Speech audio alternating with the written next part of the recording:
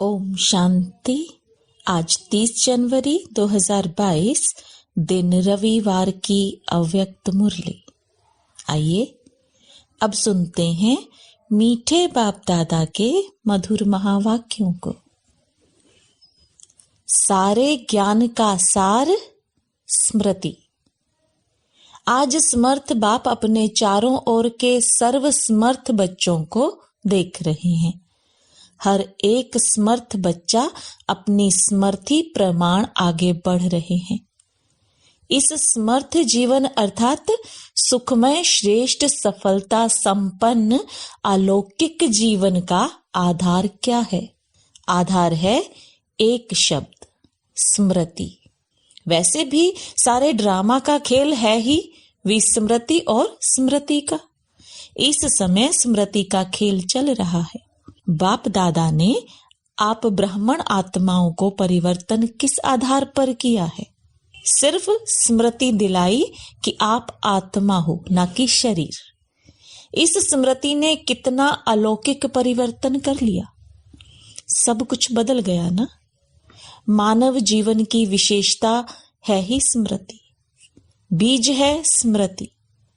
जिस बीज से वृत्ति, दृष्टि, कृति सारी स्थिति बदल जाती है, इसलिए गाया जाता है जैसी स्मृति वैसी स्थिति।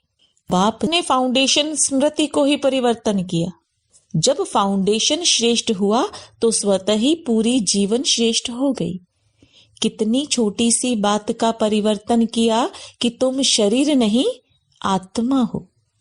इस परिवर्तन होते ही आत्मा मास्टर सर्वशक्तिमान होने के कारण स्मृति आते ही समर्थ बन गई। अब यह समर्थ जीवन कितना प्यारा लगता है। स्वयं भी स्मृति स्वरूप बने और औरों को भी यही स्मृति दिलाकर क्या से क्या बना देते हो। इस स्मृति से संसार ही बदल लिया। यह ईश्वरीय संसार कितना प्यारा है। चाहे सेवा अर्थ संसारी आत्माओं के साथ रहते हो, लेकिन मन सदा अलौकिक संसार में रहता है। इसको ही कहा जाता है स्मृति स्वरूप। कोई भी परिस्थिति आ जाए, लेकिन स्मृति स्वरूप आत्मा समर्थ होने कारण परिस्थिति को क्या समझती। यह तो खेल है। कभी घबराएगी नहीं।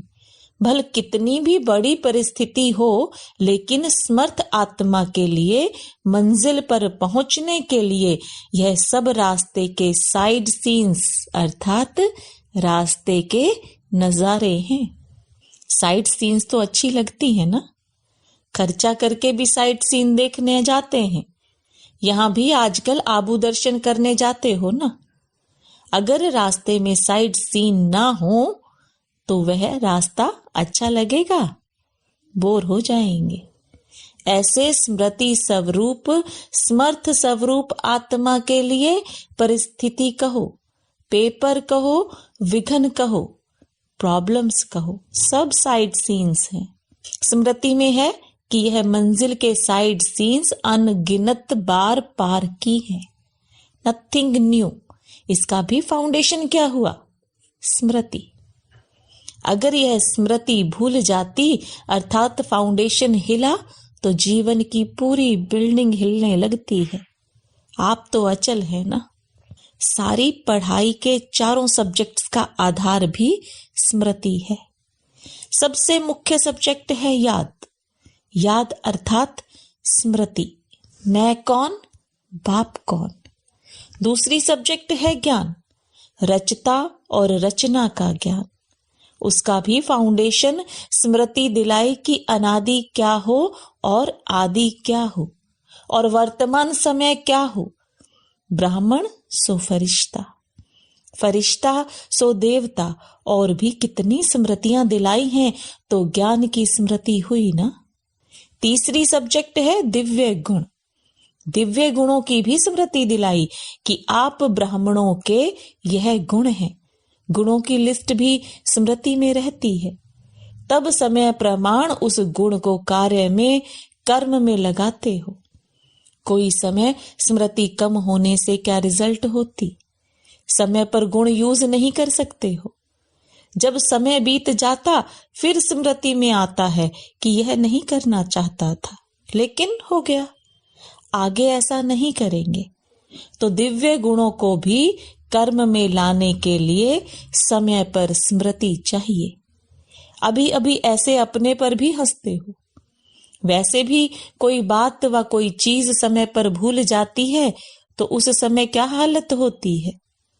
चीज है भी लेकिन समय पर याद नहीं आती तो घबराते हो ना। ऐसे यह भी समय पर स्मृति न होने के कारण कभी कभी घबरा जाते हो। तो दिव्य गुणों का आधार क्या हुआ? सदा स्मृति स्वरूप, निरंतर और नेचुरल दिव्य गुण सहज हर कर्म में कार्य में लगता रहेगा। चौथी सब्जेक्ट है सेवा। इसमें भी अगर स्मृति स्वरूप नहीं बनते कि मैं विश्व कल्याणकारी आत्मा निमित्त हूं तो सेवा में सफलता नहीं पा सकते। सेवा द्वारा किसी आत्मा को स्मृति स्वरूप नहीं बना सकते। साथ साथ सेवा है ही स्वयं की और बाप की स्मृति दिलाना। तो 4 ही सब्जेक्ट का फाउंडेशन स्मृति हुआ ना। सारे ज्ञान के सार का एक शब्द हुआ, स्मृति। इसलिए बाप दादा ने पहले से ही सुना दिया है कि लास्ट पेपर का क्वेश्चन भी क्या आने वाला है। लंबा चौड़ा पेपर नहीं होना है। एक ही क्वेश्चन का पेपर होना है और एक ही सेकंड का पेपर होना है। क्वेश्चन कौन सा होगा? नष्टो मोहा स्मृति स्वरूप। क्वेश्चन भी पहले से ही सुन लिया है ना, फिर तो सभी पास होने चाहिए। सभी नंबर 1 पास होंगे या नंबर वार पास होंगे? डबल विदेशी किस नंबर में पास होंगे? नंबर 1 तो माला को खत्म कर दें या अलग माला बना दें। उमंग तो बहुत अच्छा है। डबल फॉरनर्स को विशेष चांस है। लास्ट सो फास्ट जाने का यह मार्जिन है। अलग माला बनाएं तो जो कि पिकनिक के स्थान बनेंगे वहां जाना पड़ेगा। यह पसंद हो तो अलग माला बनाएं। आप लोगों के लिए माला में आने की मार्जिन रखी है, आ जाएंगे। अच्छा, सभी टीचर्स तो स्मृति स्वरूप है ना। चारों ही सब्जेक्ट में स्मृति स्वरूप। मेहनत का काम तो नहीं है ना। टीचर्स का अर्थ ही है अपने स्मृति स्वरूप फीचर्स से औरों को भी स्मृति स्वरूप बनाना। आपके फीचर्स ही औरों को स्मृति दिलाएं कि मैं आत्मा हूं। मस्तक में देखें ही चमकती हुई आत्मा व चमकती हुई मणि। जैसे सांप की मणि देख करके सांप की तरफ कोई का ध्यान नहीं जाएगा, मणि की तरफ जाएगा। ऐसे अविनाशी चमकती हुई मणि को देख देहभान स्मृति में नहीं आए। अटेंशन स्वतः ही आत्मा की तरफ जाए। टीचर्स इसी सेवा के निमित्त हो। विस्मृति वालों को स्मृति दिलाना, यही सेवा है। समर्थ तो हो या कभी कभी घबराती हो। अगर टीचर्स घबरा जाएंगी तो स्टूडेंट का क्या होगा? टीचर्स अर्थात सदा नेचुरल, निरंतर स्मृति स्वरूप, सो समर्थ स्वरूप। जैसे ब्रह्मा बाप फ्रंट में रहा तो टीचर्स भी आगे हो ना। निमित्त माना आगे। जैसे सेवा प्रति समर्पण होने में हिम्मत रखी, समर्थ बनी, तो यह स्मृति क्या है? यह तो त्याग का भाग्य है। त्याग कर लिया, अभी भाग्य की क्या बड़ी बात है। त्याग तो किया लेकिन त्याग त्याग नहीं है, क्योंकि प्राप्ति बहुत ज्यादा है। त्याग क्या किया? सिर्फ सफेद साड़ी पहनी, वह तो और भी ब्यूटीफुल बन गई हो। फरिश्ते परियां बन गई हो, और क्या चाहिए? बाकी खाना पीना छोड़ा। वह तो आजकल डॉक्टर्स भी कहते हैं ज्यादा नहीं खाओ, कम खाओ, सादा खाओ। आजकल तो डॉक्टर्स भी खाने नहीं देते। बाकी क्या छोड़ा? गहना पहनना छोड़ा। आजकल तो गहनों के पीछे चोर लगते हैं। अच्छा किया जो छोड़ दिया, समझदारी का काम किया, इसलिए त्याग का पदम गुणा भाग्य मिल गया। अच्छा, अभी अभी बाप दादा को एथेंस वाले याद आ रहे हैं। एथेंस में सेवा का बड़ा कार्यक्रम चल रहा है, वह भी बहुत याद कर रहे हैं। जब भी कोई विशाल कार्य होता है, बेहद के कार्य में बेहद का बाप और बेहद का परिवार याद जरूर आता है। जो भी बच्चे गए हैं, हिम्मत वाले बच्चे हैं, जो निमित्त बने हैं, उन्हों की हिम्मत कार्य को श्रेष्ठ और अचल बना देती है। बाप के स्नेह और विशेष आत्माओं की शुभ भावना, शुभ कामना बच्चों के साथ है। बुद्धिवानों की बुद्धि किसी द्वारा भी निमित्त बनाए अपना कार्य निकाल देते हैं। इसलिए बेफिक्र बादशाह बन, लाइट हाउस, माइट हाउस बन, शुभ भावना, शुभ कामना के वाइब्रेशन फैलाते रहो। हर एक सर्विसेबल बच्चे को बाप दादा नाम और विशेषता सहित याद प्यार दे रहे हैं। अच्छा, सदा निरंतर स्मृति स्वरूप समर्थ आत्माओं को, सदा स्मृति स्वरूप बन हर परिस्थिति को साइड सीन अनुभव करने वाले विशेष आत्माओं को, सदा बाप समान चारों ओर स्मृति की लहर फैलाने वाले महावीर बच्चों को, सदा तीव्र गति से पास विद ऑनर होने वाले महारथी बच्चों को बाप दादा का याद प्यार और नमस्ते। रूहानी बच्चों की रूहानी बाप दादा को याद प्यार, गुड मॉर्निंग और नमस्ते। दिल्ली जोन से अव्यक्त बाप दादा की मुलाकात। सदा अपने भाग्य को देख हर्षित होते हो, सदा वाह वाह के गीत गाते हो। हाय हाय के गीत समाप्त हो गए या कभी दुख की लहर आ जाती है। दुख के संसार से न्यारे हो गए और बाप के प्यारे हो गए, इसलिए दुख की लहर स्पर्श नहीं कर सकती। चाहे सेवा अर्थ रहते भी हो, लेकिन कमल समान रहते हो। कमल पुष्प कीचड़ से निकल नहीं जाता, कीचड़ में ही रहता है, पानी में ही होता है, लेकिन न्यारा होता है। तो ऐसे न्यारे बने हो। न्यारे बनने की निशानी है, जितना न्यारे उतना बाप के प्यारे बनेंगे। स्वतः ही बाप का प्यार अनुभव होगा और यह परमात्मा प्यार छत्र छाया बन जाएगा।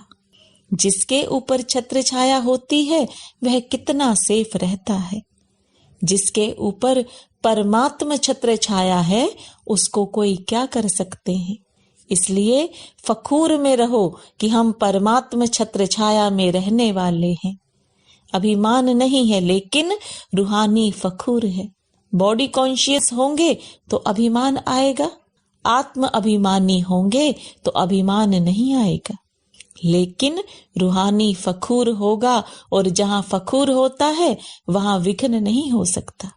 या तो है फिक्र या है फखूर, दोनों साथ नहीं होते। दाल रोटी अच्छे ते अच्छी देने के लिए बाप दादा बंधा हुआ है। रोज 36 प्रकार के भोजन नहीं देंगे, लेकिन दाल रोटी प्यार की जरूर मिलेगी। निश्चित है, इसको कोई टाल नहीं सकता। तो फिक्र किस बात की? दुनिया में फिक्र रहता है कि हम भी खाएं, पीछे वाले भी खाएं। तो आप भी भूखे नहीं रहेंगे और आपके पीछे वाले भी भूखे नहीं रहेंगे। बाकी क्या चाहिए? डनलप के तकिए चाहिए क्या? अगर डनलप के तकिए व बिस्तर में फिक्र की नींद हो तो नींद आएगी। बेफिक्र होंगे तो धरनी पर भी सोएंगे तो नींद आ जाएगी। बाहों को अपना तकिया बना लो तो भी नींद आ जाएगी। जहां प्यार है वहां सूखी रोटी भी 36 प्रकार का भोजन लगेगी। इसलिए बेफिक्र बादशाह हो। यह बेफिक्र रहने की बादशाही सब बादशाहियों से श्रेष्ठ है। अगर ताज पहनकर तख्त पर बैठ गए और फिक्र करते रहे तो तख्त हुआ या चिंता हुई? तो भाग्य विधाता भगवान ने आपके मस्तक पर श्रेष्ठ भाग्य की लकीर खींच दी है। बेफिक्र बादशाह हो गए हो। वह टोपी या कुर्सी वाले बादशाह नहीं, बेफिक्र बादशाह। कोई फिक्र है? पोतरों धोतरों का फिक्र है? आपका कल्याण हो गया तो उन लोगों का जरूर होगा। तो सदा अपने मस्तक पर श्रेष्ठ भाग्य की लकीर देखते रहो। वाह मेरा श्रेष्ठ ईश्वरीय भाग्य, धन दौलत का भाग्य नहीं, ईश्वरीय भाग्य। इस भाग्य के आगे धन तो कुछ नहीं है, वह तो पीछे पीछे आएगा। जैसे परछाई होती है, वह आपे ही पीछे पीछे आती है, या आप कहते हो पीछे आओ। तो यह सब परछाई है, लेकिन भाग्य है, ईश्वरीय भाग्य। सदा इसी नशे में रहो। अगर पाना है तो सदा का पाना है। जब बाप और आत्मा अविनाशी है तो प्राप्ति विनाशी क्यों? प्राप्ति भी अविनाशी चाहिए। ब्राह्मण जीवन है ही खुशी की, खुशी से खाना, खुशी से रहना, खुशी से बोलना, खुशी से काम करना। उठते ही आंख खुली और खुशी का अनुभव हुआ। रात को आंख बंद हुई, खुशी से आरामी हो गए। यही ब्राह्मण जीवन है। अच्छा, बाप दादा से व्यक्तिगत मुलाकात। आज्ञाकारी बनने से परिवार की दुआएं। बाप दादा के सामने गायत्री मोदी का परिवार बैठा है। बाप दादा इस परिवार की एक बात देख करके बहुत खुश हैं। कौन सी बात? आज्ञाकारी परिवार है। इतना दूर से पहुंच तो गए ना। यह भी दुआएं मिलती हैं जो आज्ञा पालन करता है। चाहे किसी की भी एक ने कहा दूसरे ने माना तो खुशी होती है। दिल से एक दो के प्रति दुआएं निकलती हैं। कोई अच्छा दोस्त या भाई हो, अगर कहते यह बहुत अच्छा है तो यह दुआएं हुई ना। किसी को भी हाँ जी करना व आज्ञा मानना, इनकी गुप्त दुआएं मिलती हैं। तो दुआएं समय पर बहुत मदद देती हैं। उस समय पता नहीं पड़ता है, उस समय तो साधारण बात लगती है, चलो हो गया। लेकिन यह गुप्त दुआएं आत्मा को समय पर मदद देती हैं। यह जमा हो जाती है। इसलिए बाप दादा देखकर खुश हैं। चाहे किसी भी कार्य के लिए आए तो है ना। और यह भी याद रखना कि परमात्मा स्थान पर किसी भी कारण से, चाहे देखने के हिसाब से भी आ गए, जानने के हिसाब से भी आ गए, तो भी पांव रखा, उसका भी फल जमा हो जाएगा। यह भी कम भाग्य नहीं है। यह भाग्य भी आगे चल कर के अनुभव करेंगे। उस समय अपने को बहुत भाग्यवान समझेंगे। किसी भी कारण से हमने पांव तो रख लिया, अभी तो पता नहीं पड़ेगा, अभी सोचते होंगे पता नहीं क्या है, लेकिन बाप जानते हैं कि जाने अनजाने भाग्य जमा हो गया, जो समय पर आपको भी पता पड़ेगा और काम में आएगा। अच्छा, रशिया के भाई बहनों की याद चक्रधारी बहन ने दी। अच्छा है, थोड़े समय में सफलता अच्छी और अच्छी अच्छी प्यासी आत्माएं निकली हैं। उनका स्नेह बाप के पास पहुंच गया। सभी को याद प्यार लिखना और कहना कि बाप दादा का स्नेह सभी बच्चों को सहयोग दे आगे बढ़ रहा है। अच्छी सेवा है, बढ़ाते चलो। वरदान, पुरुषार्थ की यथार्थ विधि द्वारा सदा आगे बढ़ने वाले सर्व सिद्धि स्वरूप भव। पुरुषार्थ की यथार्थ विधि है अनेक मेरे को परिवर्तन कर एक मेरा बाबा। इस स्मृति में रहना और कुछ भी भूल जाए, लेकिन यह बात कभी नहीं भूले कि मेरा बाबा। मेरे को याद नहीं करना पड़ता, उनकी याद स्वतः आती है। मेरा बाबा दिल से कहते हो तो योग शक्तिशाली हो जाता है। तो इस सहज विधि से सदा आगे बढ़ते हुए सिद्धि स्वरूप बनो। स्लोगन, माया जीत बनना है तो स्नेह के साथ साथ ज्ञान का भी फाउंडेशन मजबूत करो। लवलीन स्थिति का अनुभव करो। कर्म में, वाणी में, संपर्क व संबंध में लव और स्मृति व स्थिति में लवलीन रहना है। जो जितना लवली होगा वह उतना ही लवलीन रह सकता है। अभी आप बच्चे बाप के लव में लवलीन रह औरों को भी सहज आप समान व बाप समान बना देते हो। ओम शांति।